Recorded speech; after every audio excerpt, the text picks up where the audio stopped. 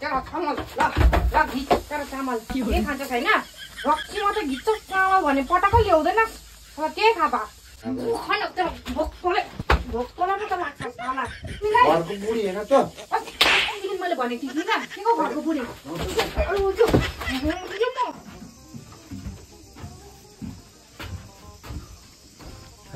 तेरी गाउँ भोक लाग्यो त आम्मा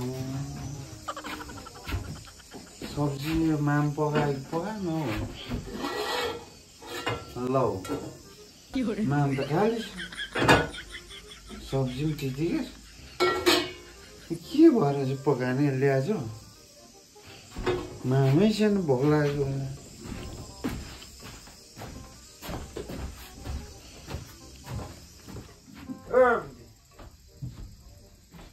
अनि यो त यहाँ पुरेपछि के भयो किन फुलिरहेको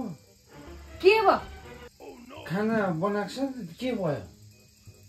के खाना बनाएको छैन के भयो भनेको ए तँलाई खाना चाहियो भोक लागिरहेको छ लु त लु ए खाना चाहियो होइन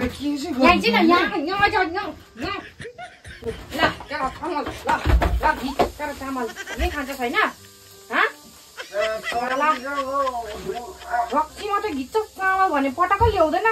त्यही खा बा के चाहिँ गर्नु खोजेको तैँले चामल ल्याउनु पर्दैन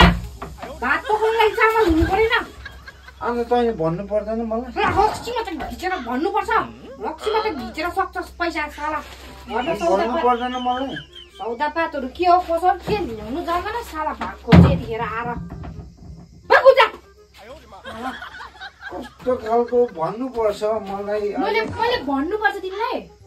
भन्नुपर्छ म अरे ल्याउँथे तिमीले देखेर पनि ल्याउनु सक्दैनौ जसरी भए पनि जुगाड गर्थेँ क्या म कस्तो खालको मान्छे रहेछ पहिला चामल ल्याउ अन्त म भात पकाउँछु भोक लागेको बेलामा भातै छैन अब भोकले त लाग्छ साला हात ल्याउँछु बिहान उठेदेखिको छैन साला राति परि चाहिँ भात भिज्नु आउँछ यहाँ उतै खानु नि बिहान जसकोमा गएको थिएँ त्यसकोमै खालको मान्छे चामल छैन भने बिहान भन्नुपर्छ यस्तो कुरा मैले भन्नुपर्छ तिमीलाई घरको बुढी होइन त अस्तिदेखि मैले भनेको थिएँ किन के को घरको बुढी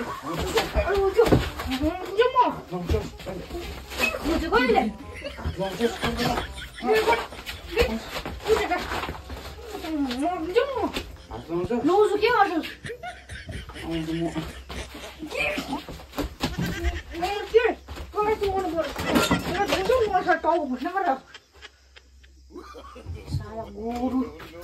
अब त्यो अहिले बेलुका पो हुन्छ